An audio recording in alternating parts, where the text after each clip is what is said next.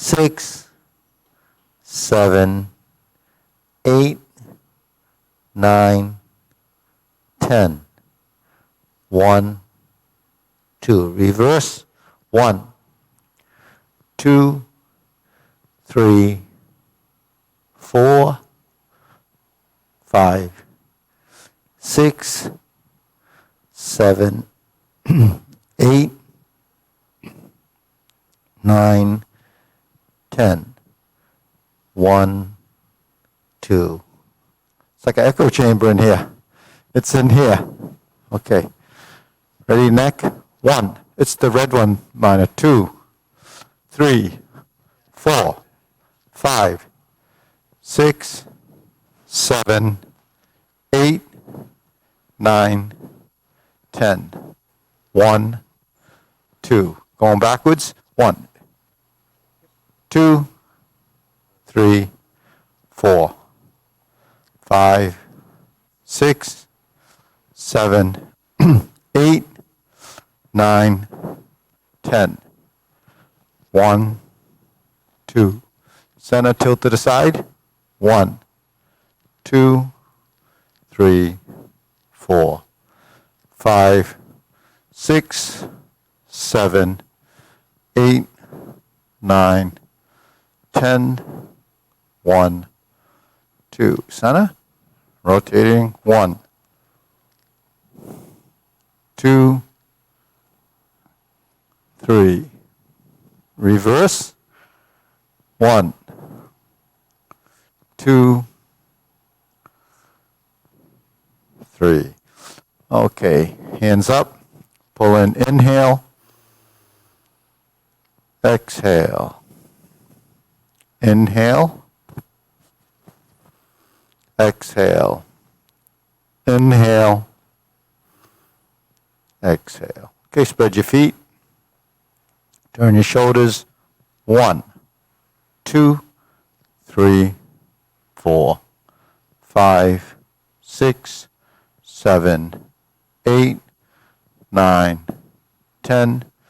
1, 2, 3, 4, 5, 6, 7, 8, 9, 10. 1, 2, 3, and stop. Okay, stretch it out.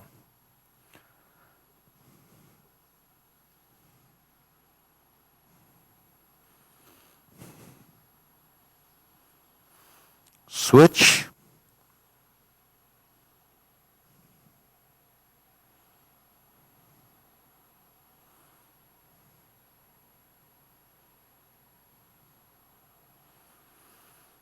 Switch.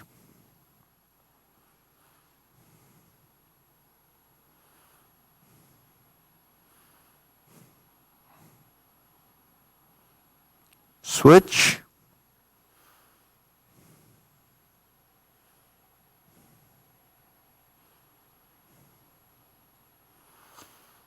And switch. Straighten the front knee.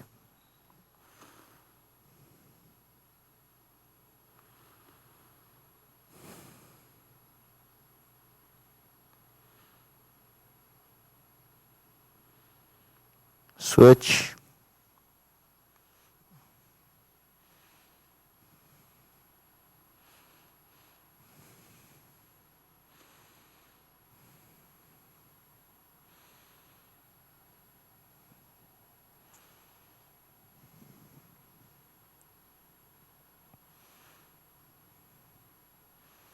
Switch.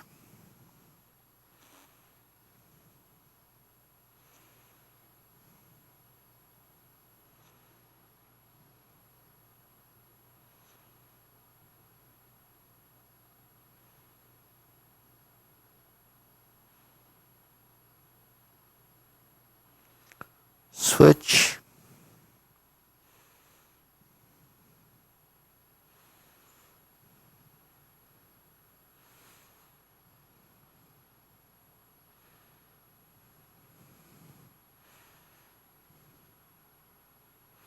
Center.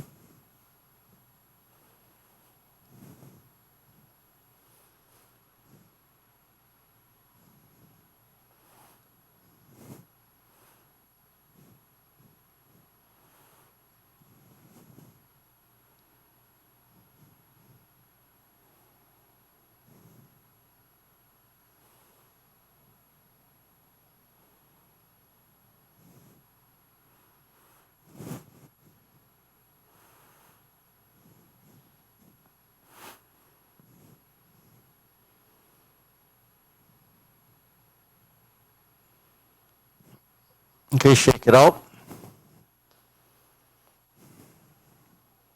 Deep breathing, hands up. Inhale, exhale. Inhale, exhale. Inhale, exhale. Okay, shoulder roll, hands in your waist.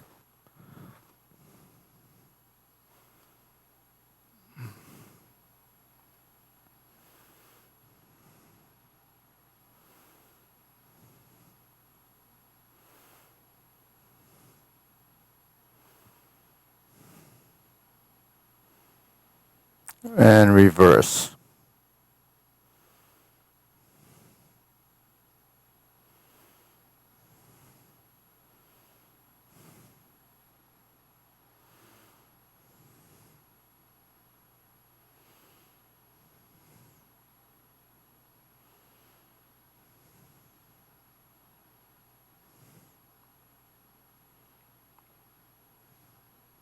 And center. Okay, press, release, exhale, inhale.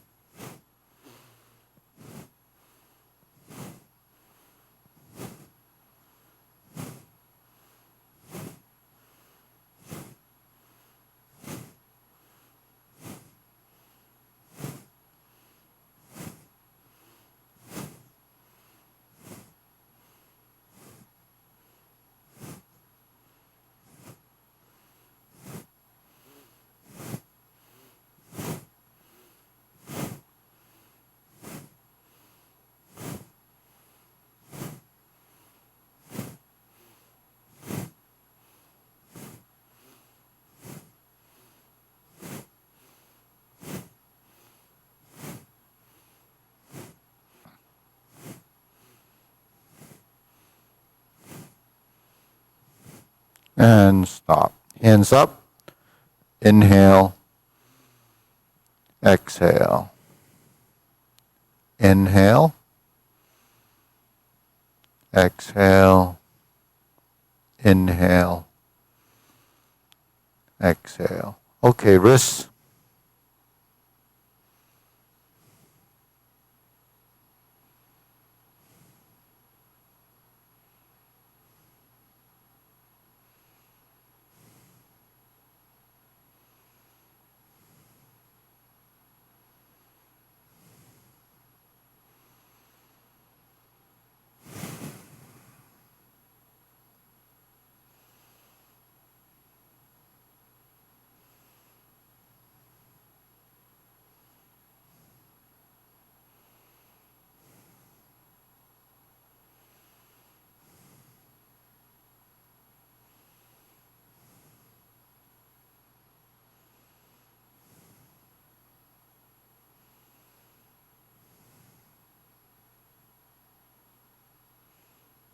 Reverse.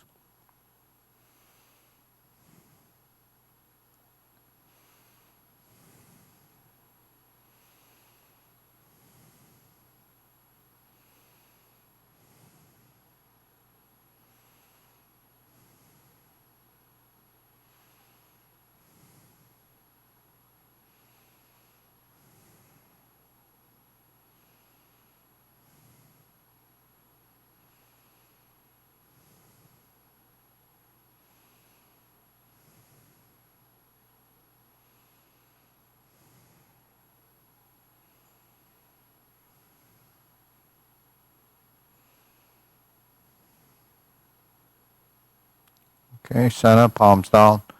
Bigger circle.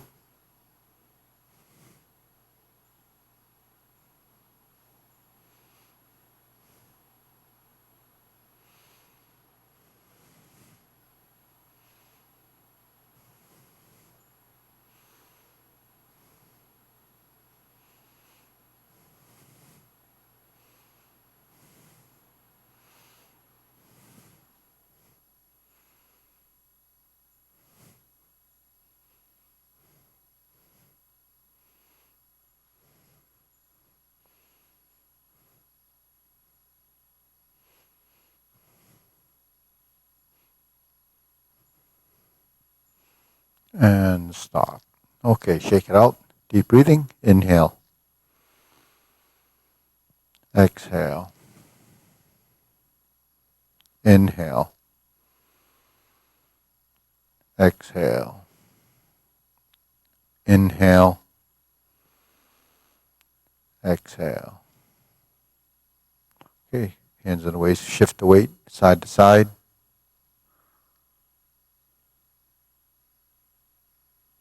Just pause. Get your weight over that foot. Find that position.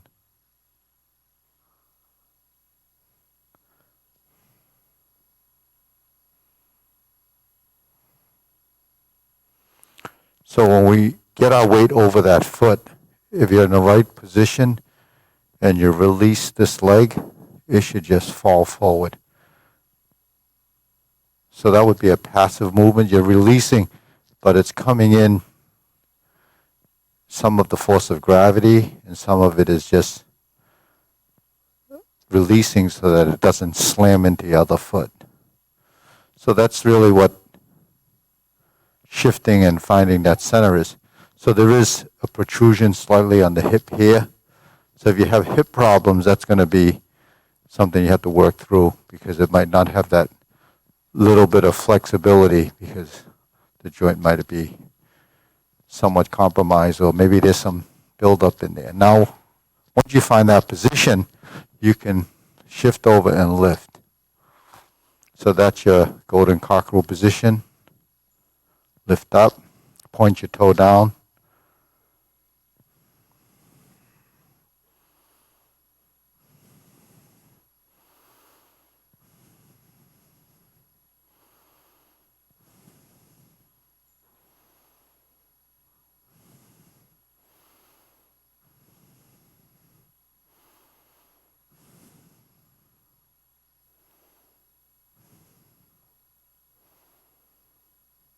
And center. Okay, shake it out. Get to swing the arms toward the center.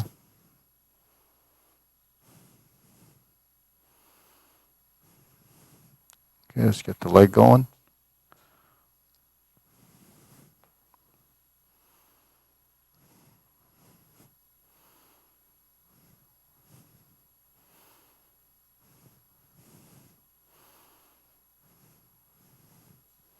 Okay, switch.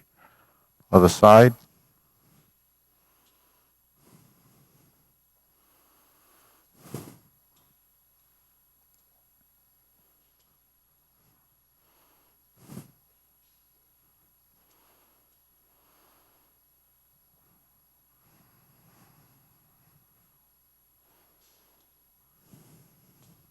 Okay, side to side.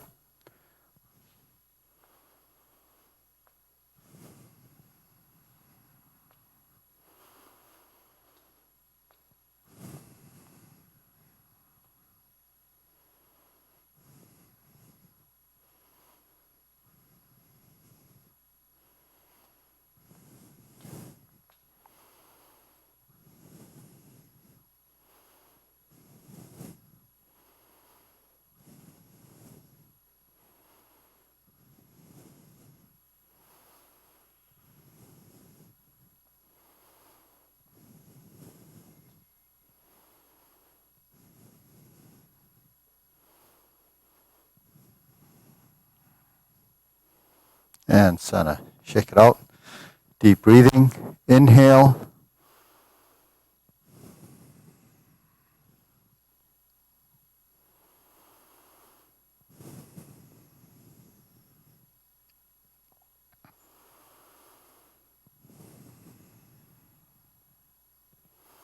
So, we try to breathe through our nose, inhale and exhale through the nose. So if you can, that's probably the best way. Most of the internal systems do that.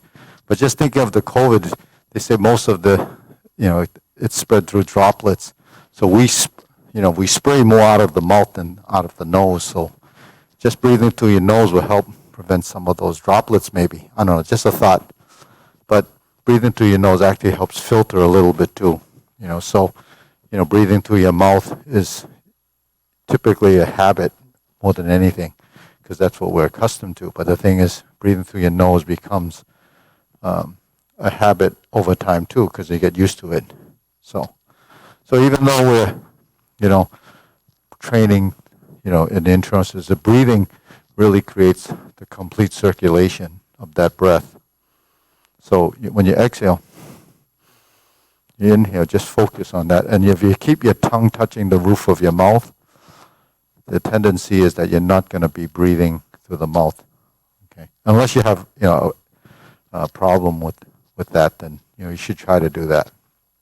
Okay, silk grilling.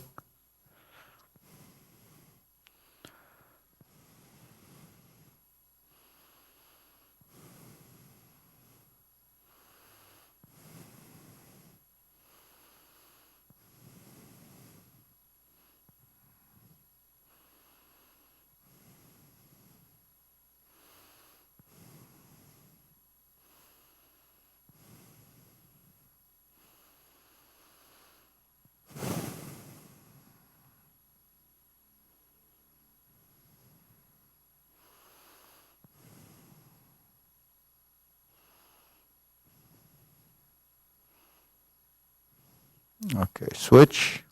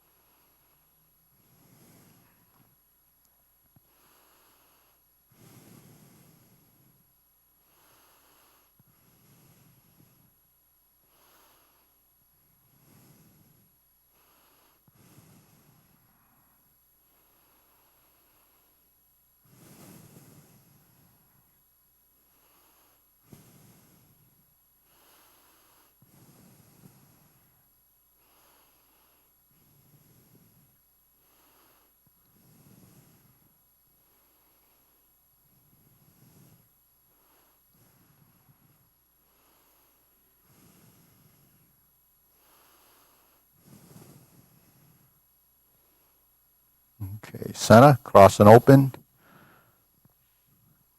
and close.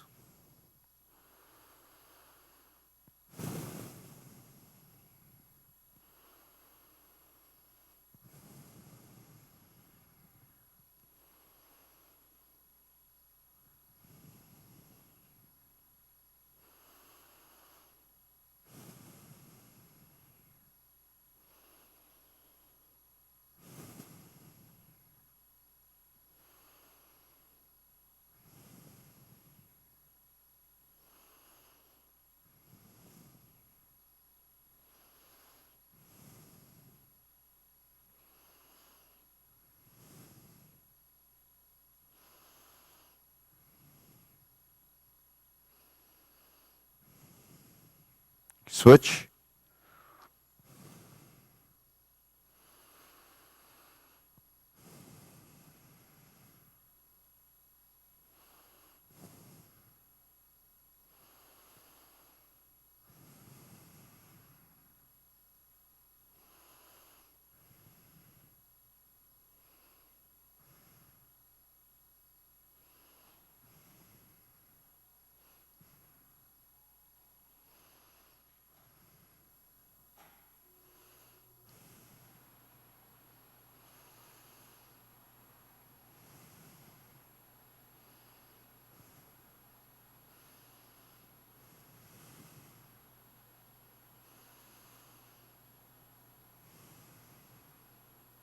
Okay, center.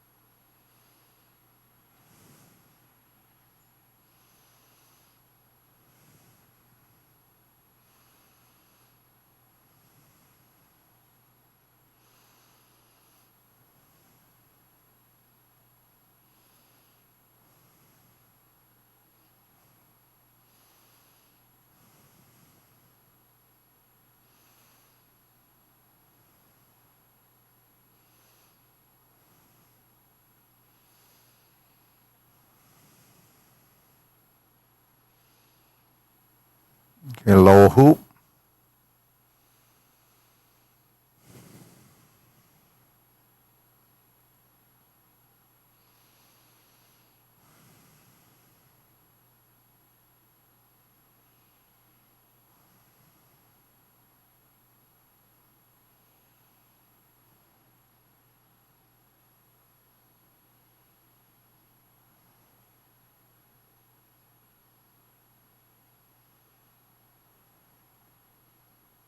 Shoulder height.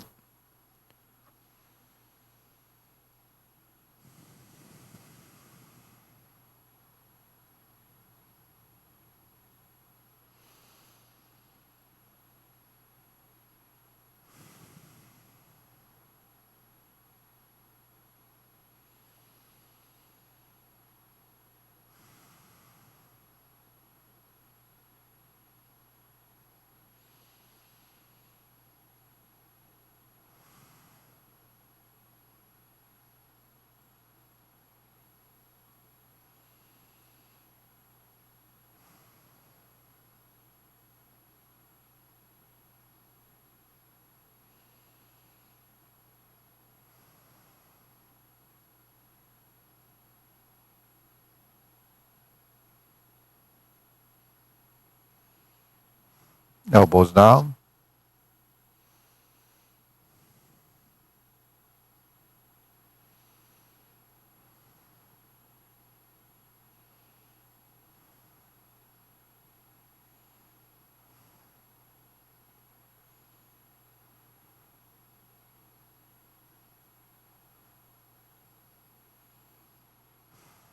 Okay, lower and palms down.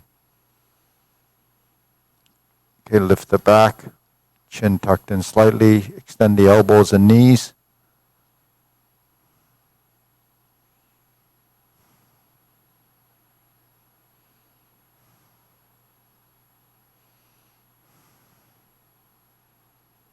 Extend.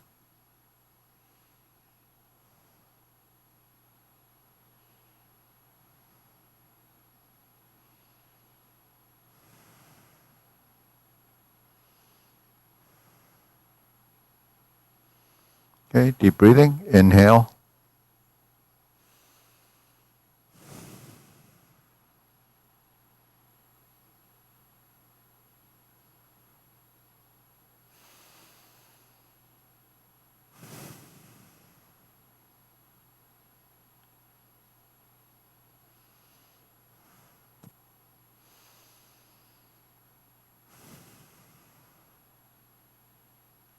Okay, diagonal flying.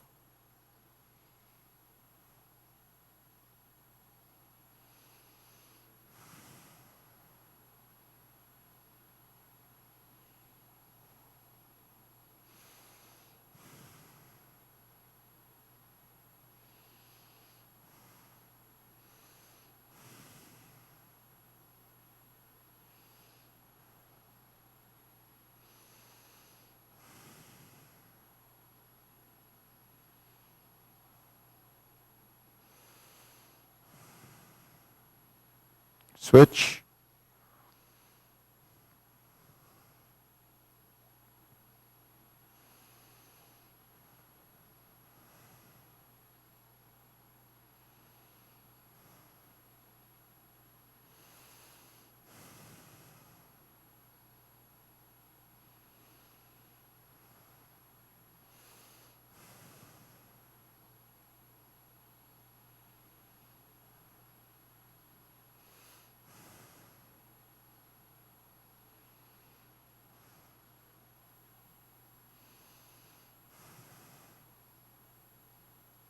Okay, center.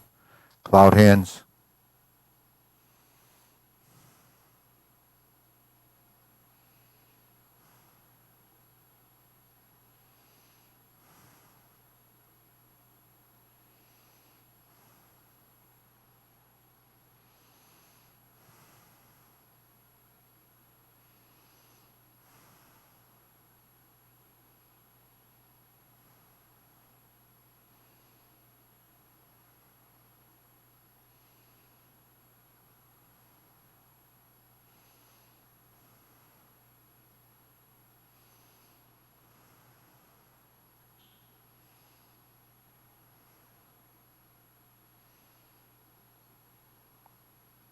Okay, palms down. Lift up.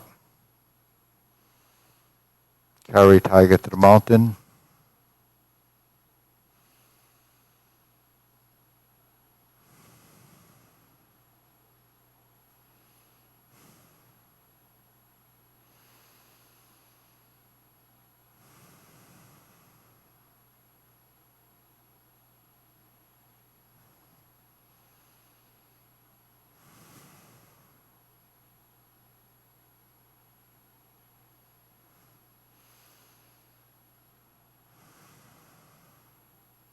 Okay, form the fist. Oh, actually infinity sign.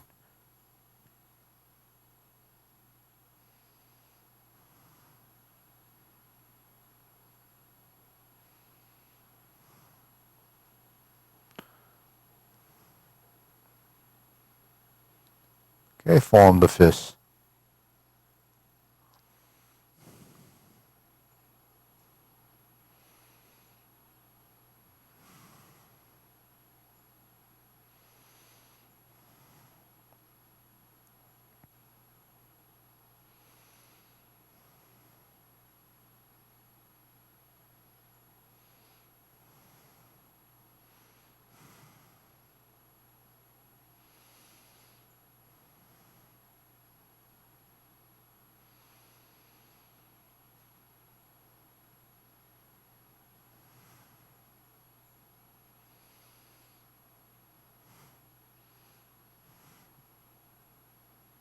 Okay, strum the lute.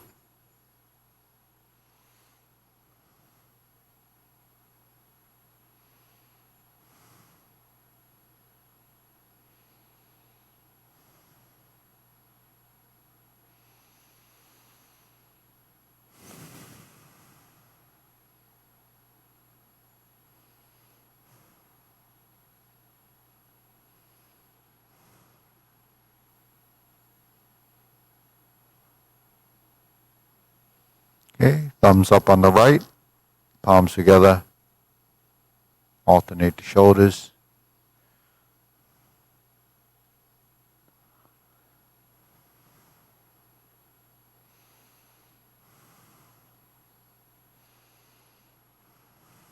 And switch.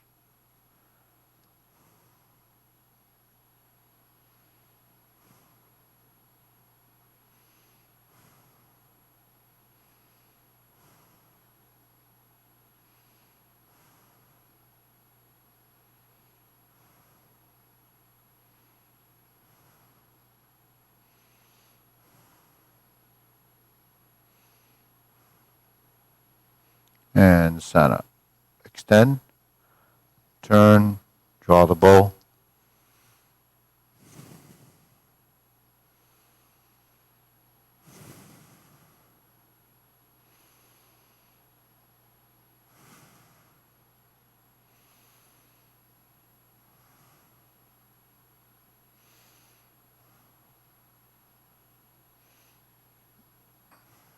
Okay, fan to the back.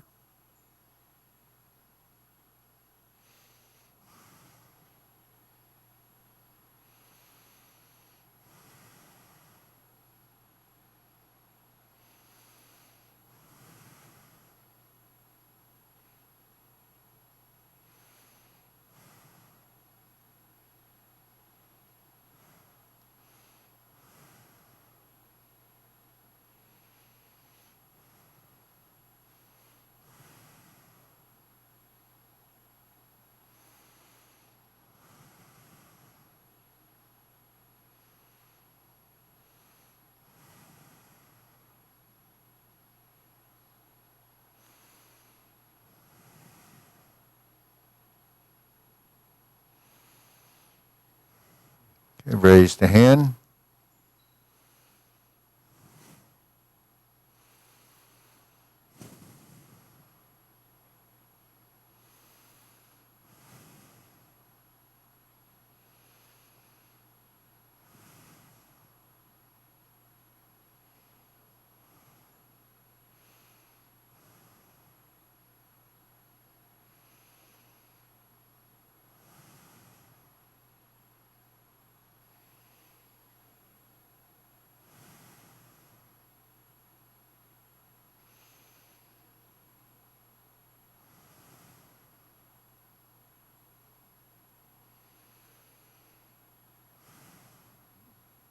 Okay, palms down, deep breathing.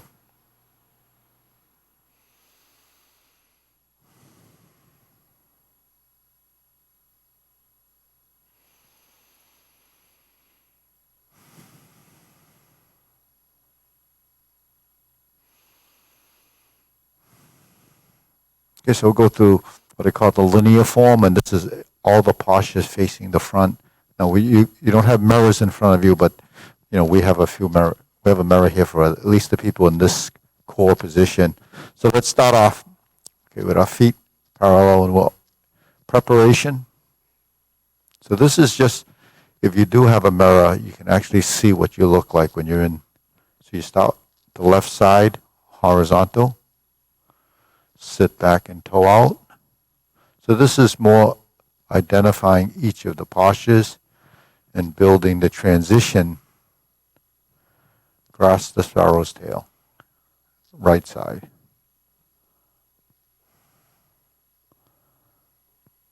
Hook your wrists, 45-degree corner, right side. Open the stance. Draw across. Hold the ball.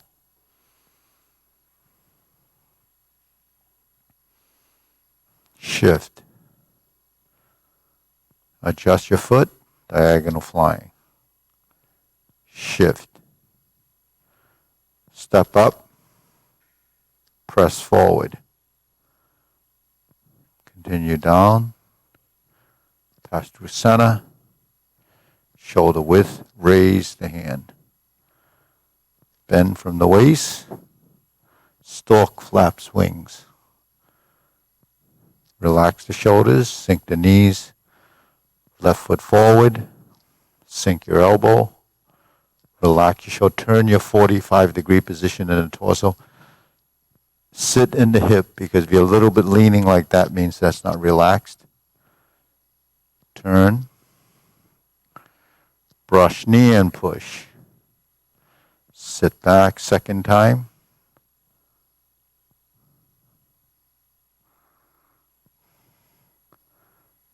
Sit back, toe out. Step through. You only left side, brush knee and push. And we're back to the right side. Forward. Twist step and step through. And I'm going to just back up a little. Once you're on the left side, left foot forward, then we can step up more. Yeah, and then brush knee and push. Sit back to neutral. Turn 45 degrees from the torso. Back to center. Forward. Pass through center to shoulder width. Close the door. Form the fists. Step up. Punch. Turn. 1, 2, 3. Cross the arms. Leopard and tiger springs to mountain. And forward.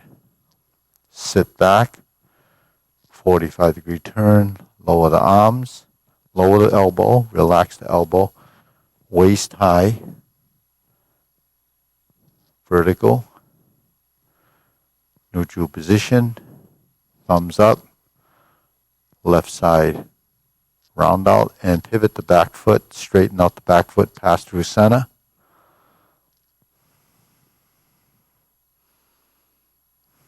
Back to center. Forward. Turn. Pass through center.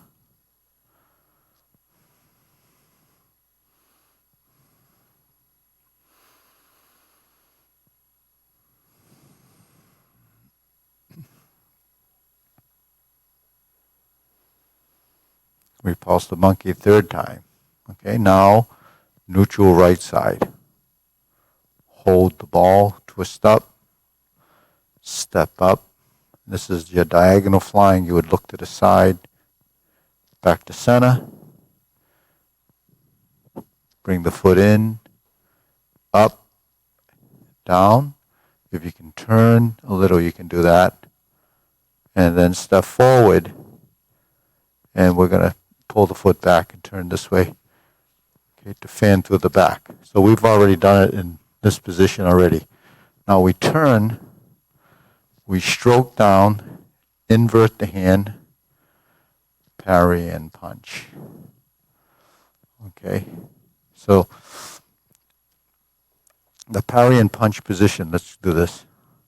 Hold this position, this elbow has to drop, this goes down, this comes in, you sit back, invert the hand, turn to the side, that's your left side, the hand goes out, come in through your center, and relax the shoulders. And then once this hand comes down, reset this hand so the elbow comes down. Okay, let's try that again. Ready? Parry and punch is stroking in, and then the other hand joins that. Invert the hand as you sit back. Turn the spine, the waist, leaving the front foot forward. Come up and down through the center, and then dropping down. So you're coming up. So this goes up and down. Then once you're here, relax the elbow. Okay? Yeah. It's a low block, but it's you relax the elbow so you're like this. Yeah. So because we're stroking down and we're inverting the hand, it becomes a maneuver. See, something happens as a relationship to the two sides. So even though those are positions that you know, you have to pass through them sometimes to create a different action. So in function, the function side, this is a stroke down. When you invert, you actually deflect. Because you deflect this way, this hand comes down to exchange between the two movements. And then when this hand comes down and you're controlling that limb that's out here, you're not pressing down, but you're controlling it like this. Yeah, because our joints are all connected, and you only can pivot and maneuver around it. It's like a seesaw, when the board is on top of that fulcrum, it's connected, but when you press on it, it does that. So your body's constantly doing that in different planes of movement. So that's why we have to adjust. So when you stroke down, it becomes a completely integrated move. I didn't bring in the legs into that because your elbow is actually tied to your knees and your shoulders tied to your hips and your feet tied to your hands. So when you're moving, you're going forward, backward, turning, coming down, and coming forward together like that. And then you're going to form the fist, and then you turn, and you punch, sit back, out, in, and out. Okay, and then you're back. So when you go out and in, that's this. But because we only have one of those, then you have to maneuver within the realm of this space. Because everything is relative to this rectangle or square. So we have our center line. We have one going to the left and one going to the right. So there's where your elbow goes out and it comes back in. Now because we're in a 45-degree position in the torso, back to square or turning 45 this way or this way, a lot of the motions are made up by the horizontal rotation of the torso. Because dimension is either XYZ axis as you turn this way, you go up and down, right? Or you go side to side. So those are the XYZ axis. And then in between, there's numerous angular positions because everything is articulated around a point. And our point is the center of that arc or the circle. So even though it appears that we only have one big circle, it's really numerous circles because every joint in your body becomes a new center. Now, how many of those centers can you actually integrate? That's the trick. You have to get, and it's not really a trick, but you have to be aware of it, mindful that your body is not just one solid object, and you have to manipulate it. So that's what the term came from, manipulation of skeletal structure. So when I turn, and I come to here, and I punch, and I come to here, and I draw, and I push. All of these things have to happen simultaneously.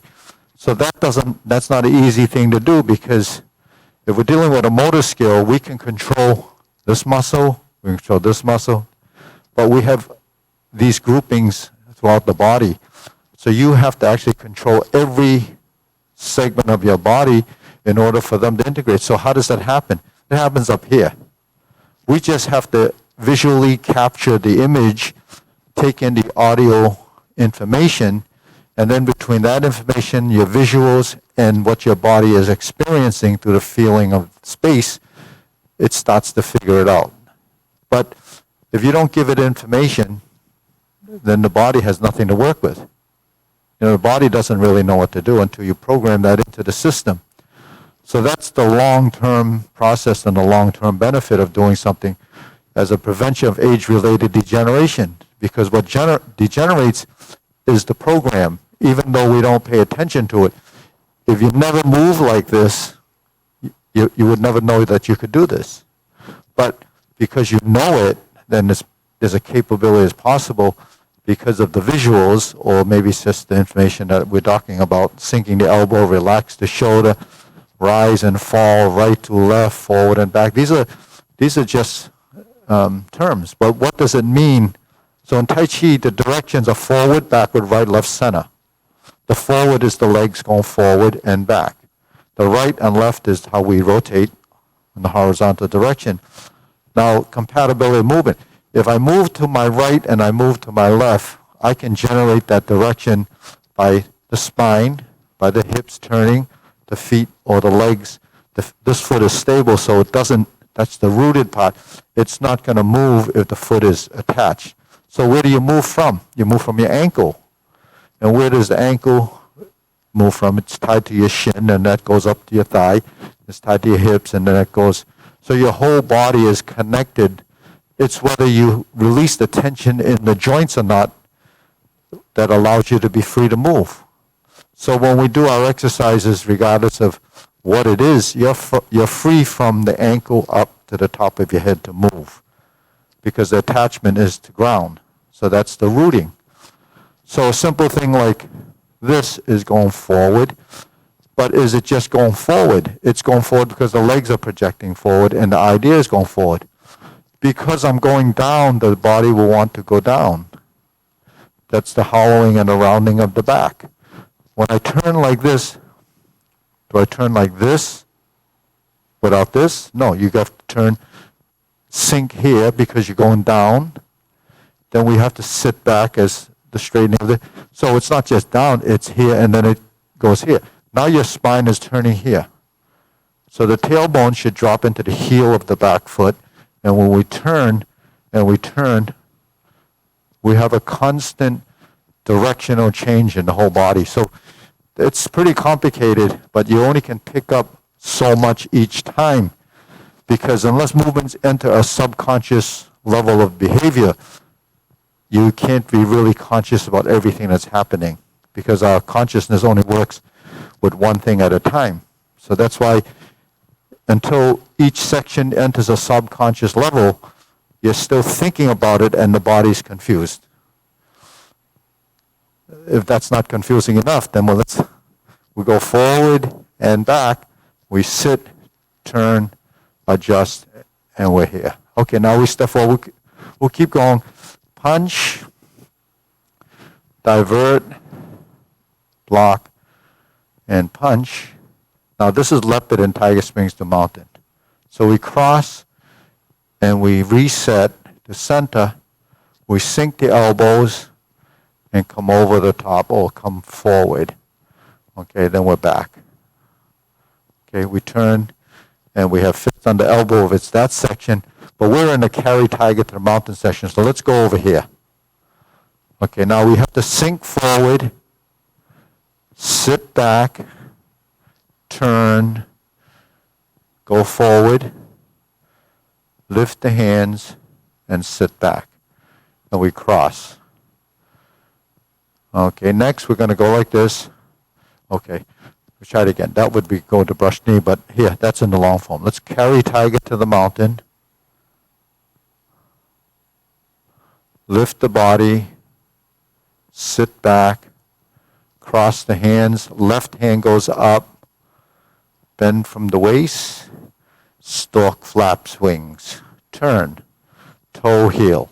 Okay. So that's the transition that we have to. We can use the mirror. We're down like this. We release, turn, sit back, and sink. So now you folded your elbows, now you're in the lower hoop. We lift up, but we have to adjust the hip so the hip relaxes. So if you look at my hip, and what's going on is when I transition to here, and I sit back and square that foot, when I go forward, I have to get my body to sink back into the vertical position, and then it goes to here. Then I pivot, and then I cross. I lift a little, and I sink. So there's always a dimensional change. That's what three-dimensional movement is. So dimensional change is how your body begins to sense the rise and the fall in direction. Because I'm here, and I go forward, if you look in the mirror, if I go forward, I shifted forward. When I sit back, I turned. When I sit back and I fold, everything has to hollow. Then I lift my back, and I sit back, and then I begin to go into this or go into this. And then they're in a cross hand positions, and that gives you either brush knee or, so that transition, even though we're doing this in the drill, you have to tie it to your legs because you're making a transition, right? Or you're here. When I turn, eventually it actually just becomes part of your movement, and you just go through it. But your body has to pick up the dimensional changes in the direction. You have a 135-degree turn here. And every one of these is allowing your body to capture the upper-lower coordination. And then you begin to ride. So the beginning of one movement leads you through to the end, and the end becomes the beginning of the next movement, and that's how you link it together. That linkage is really something that takes time. So when you practice this toward the mirror, you can isolate the posture and work it separately. So when we're here, we go forward. Now if you were actually doing pushing hands, and you're moving around, and you capture the hand, and you go like this, that's how you move a wheelbarrow. You know they use the analogy of a wheelbarrow? When you hold the wheelbarrow, you can't hold it like this and walk because it'll tip over. So typically, how do you hold the wheelbarrow? You hold it between here. Because this is the natural position, right? And you take a step, and then when you walk, your hands stay, and it stays there. And if it wants to tip, you have strength. If you're here and you walk and it starts to tip, it starts to wobble and you spill everything. I know because I use a wheelbarrow every day. Now I'm just, actually I never use a wheelbarrow, but the thing is, yeah, so, but if you have used the wheelbarrow, you would know that that's what happens. So typically when you're like this, there's your power movement. When you grab and you're pulling, your strength is here. See, so when you're competing, you know, like when you're going to pull someone down, right, Eric? You pull someone down, you have to be in a position to move, but it's not this, it's that. So that's how subtle a movement is to create the strength position as a maneuver, and then you maneuver from there. So that's a virtual idea, but the thing is that's what happens, and then when we pull down, the body starts to become part of that integration of movement. And your ability to do that, because on functionality, your adaptability to positions without putting yourself in a compromised position that could cause an injury or cause different things because you become sensitive. Before that happens, hopefully you can, not let it affect your body. So that could be carrying something, and then you know that it's not right. You have to let it go. That's kind of what it is. So, anyways, so where are we? We're carry tiger to the mountain, right? Okay, and we're in a cross hand position. Okay, so we're here. 1, 2. Now we step up and we're going to the left side. For left side, grasp the sparrow's tail.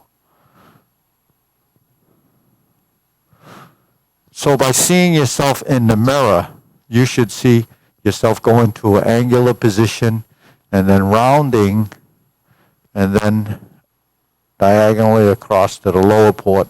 Come up, fold the elbow, and then execute the push. And then you're here.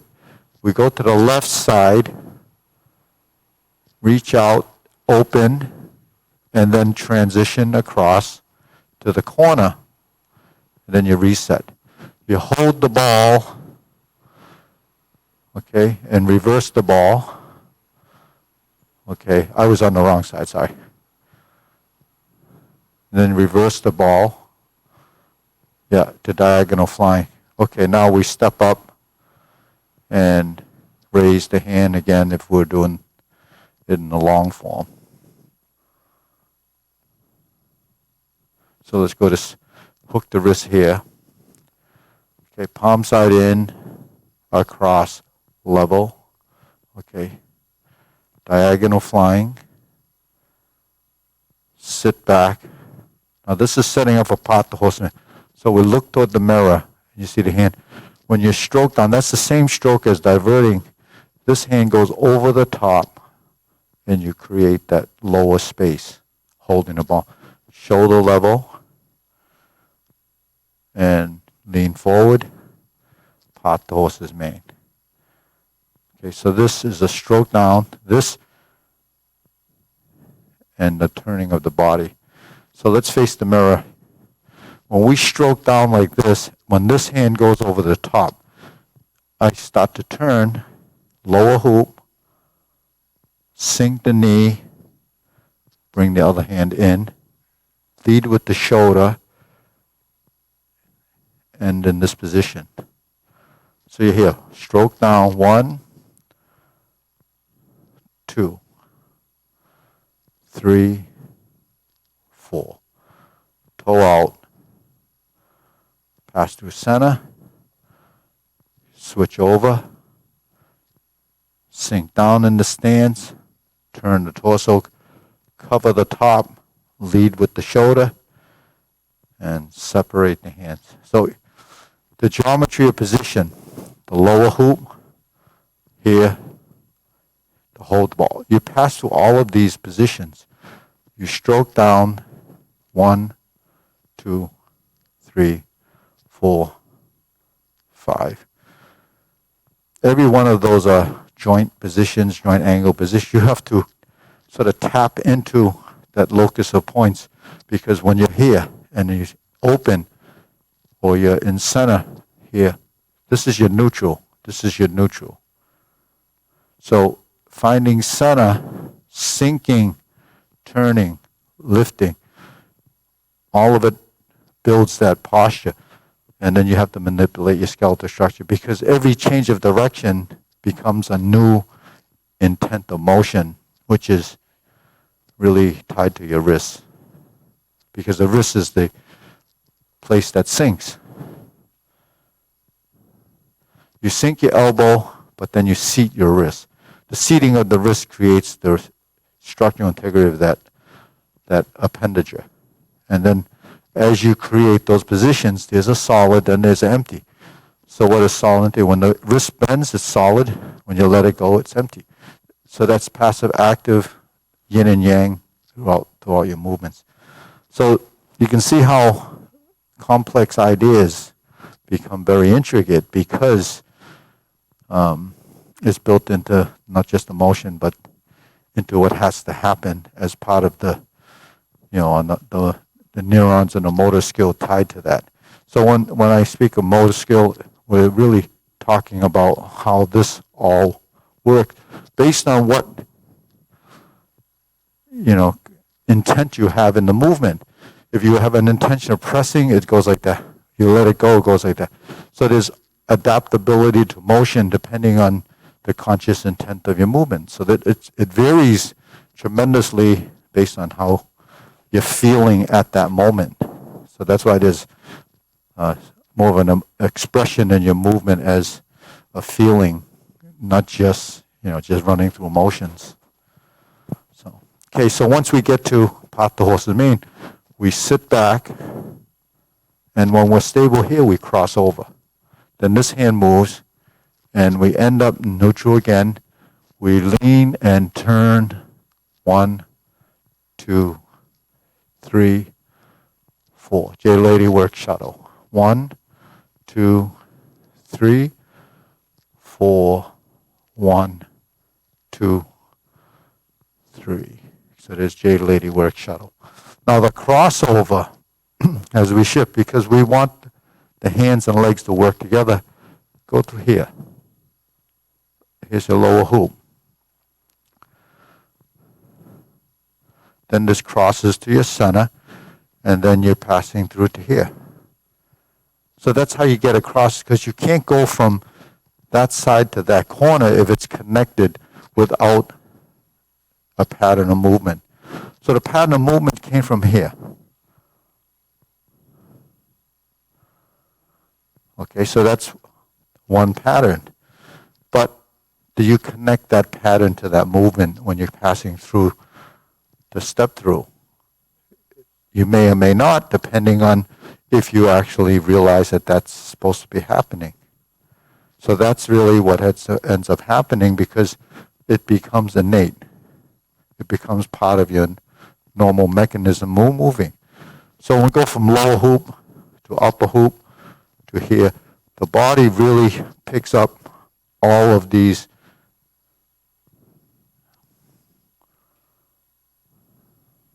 characteristics of right, left, forward, backward, up and down. That's the body. What about the appendages? What about the appendicular skeletal structure? How is that moving with your torso and everything else? It's so much different from just what a calisthenic would do, because you're really programming, a tremendous amount of yin-yang concept into the movement, which is balance, and balance is really muscular contractions, right?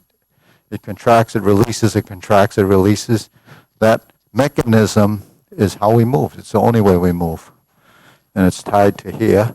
And what that tells it, and if it doesn't know anything, it doesn't tell you anything, you really can't move. So that's really the whole premise of why we do form, why we practice these different methods. And they are methods, they're ideas. So upper-lower coordination is when the hands are moving together, right? Rising and falling is when you lift it back and settle. So we're doing it here, rounding. Doing it here, lifting.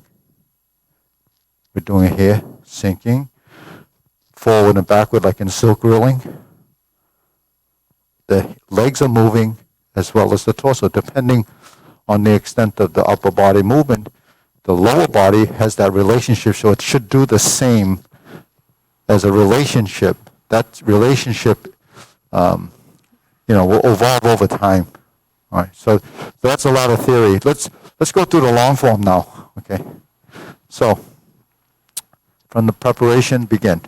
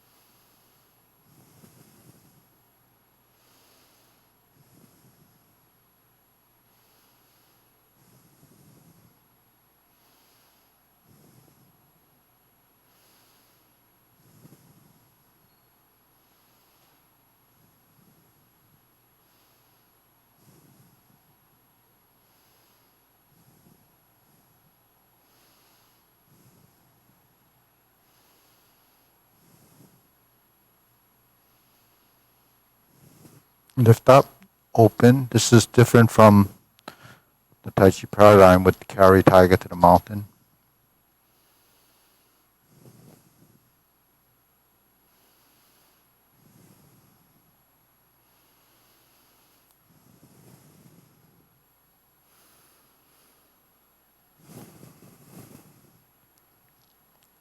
So those were all the obliques and the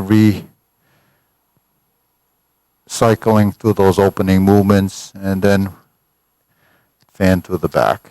So this is the same turn, same parry and punch wherever that happens.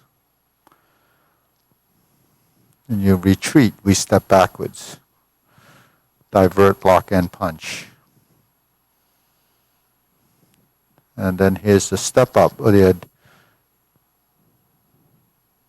grasp the sparrow's tail. And then we're going to go to cloud hands.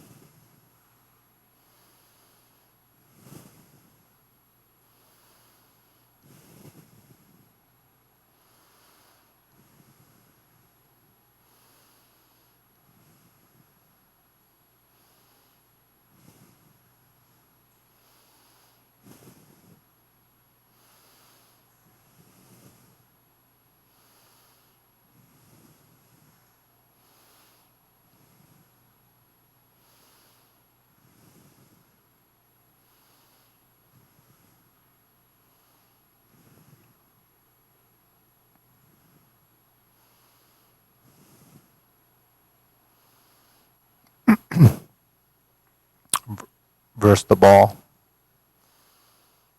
Pot the horse's mane 5 times.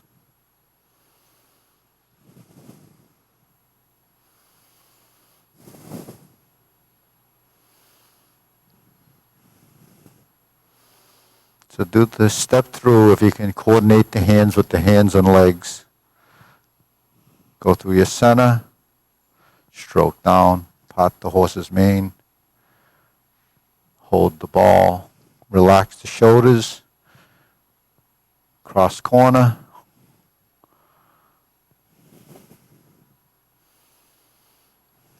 Now, because we have pivoting, we have to start the lower hoop earlier. And then we have this, yeah. And then we have another part, the horse's mane. And that leads you to another cross corner. Jade Lady work shuttle.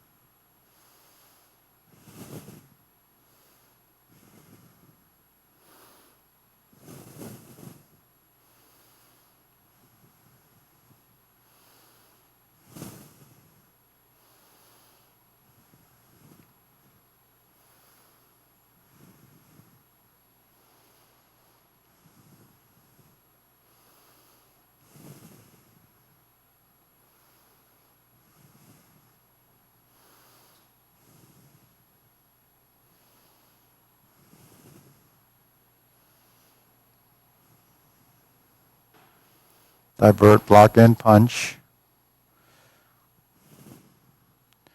Step up, grasp the sparrow's tail.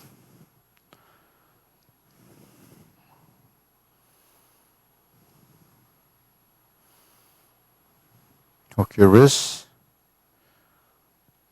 Single whip. Cloud hands.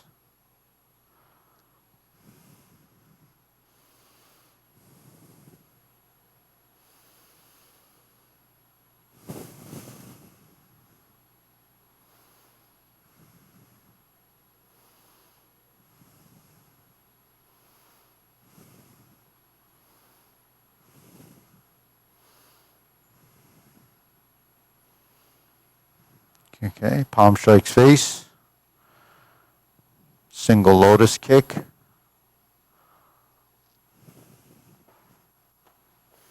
Brush knee, left side push. Step up.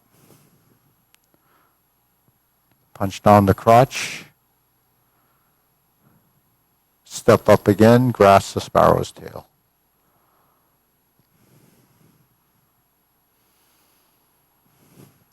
hook your wrists. And we're here. Okay, now second downward posture.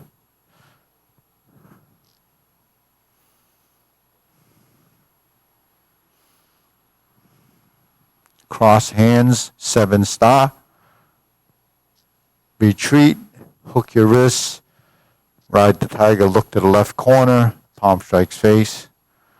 Turn, double lotus. Draw bow to shoot tiger. Palm strikes face. High pat the horse to palm strikes face. Turn. Parry and punch. Step up. 1, 2. High pat the horse, pass through center. Grasp the sparrow's tail.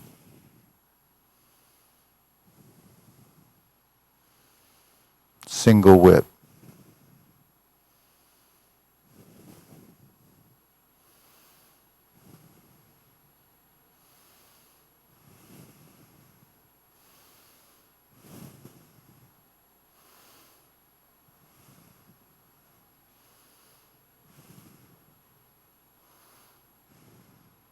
Okay, deep breathing.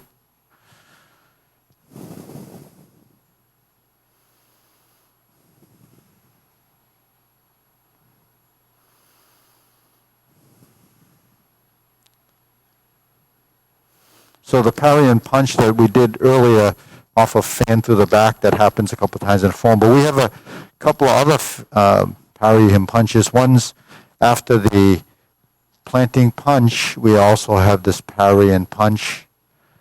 And then we have one near the end. It's just a 180 degree with the parry and punch without the fan through back. But when you're in this position after planting punch, you're in the opposite stance. In the parry and punch after fan to the back, you're in the forward stance. But the arm movement essentially is the same. Because when I'm here and I sit back and I pass through center, I'm in this cross hand closed position. And then this hand's going to slide up. And then you get into this position. And then you have in the closing movements this. And you have that setting up for beat the tiger too. See? So that parry and punch is the same arm movement with a slightly different leg movement. So typically when you're here and you come in, so you're here. So this hand goes there, and you would end up just doing the back fist or the parry punch. But the idea here is when you go like this, if someone were to put the hand on your shoulder, then you would capture that arm and then carry through with that. That's what that technique is sort of. So if you're doing this and you're not doing the transition, just doing that, then you miss something in between. So that's really what tying the movements together. So filling that without the void would be turning. And then having an intent to move.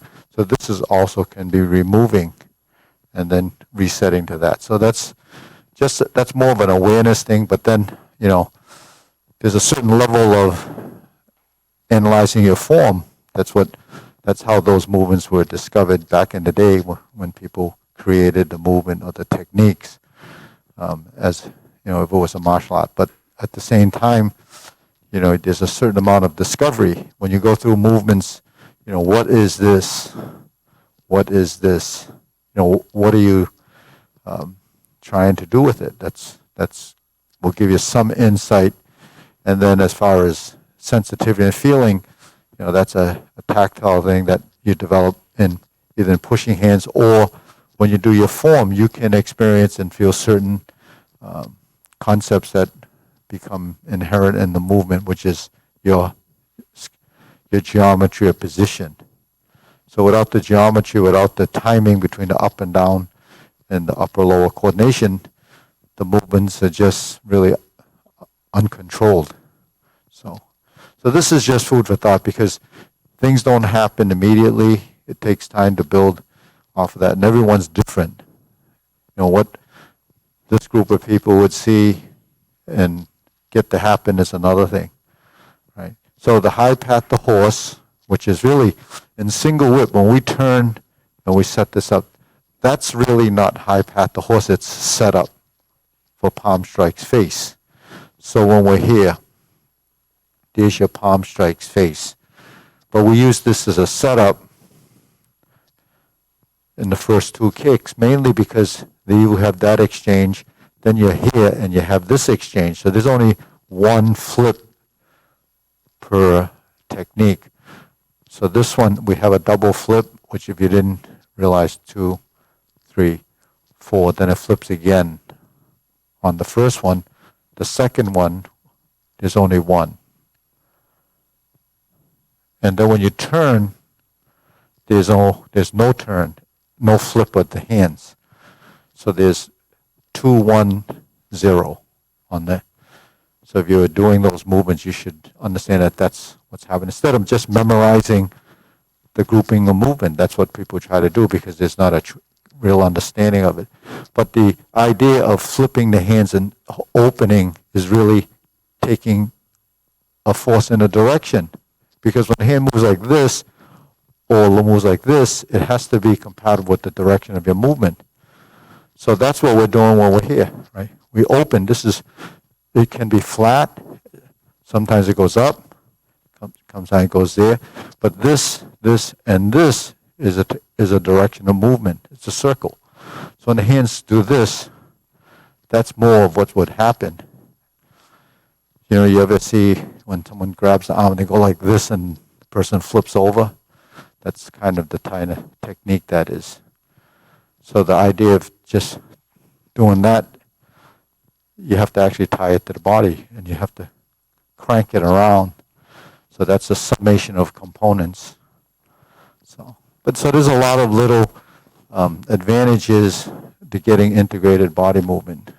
So for age-related degeneration, it's more important to have that because, that's something that helps maintain a certain level of quality of movement, to be mobile and be functional. All right, Wu Bao, ready? Up.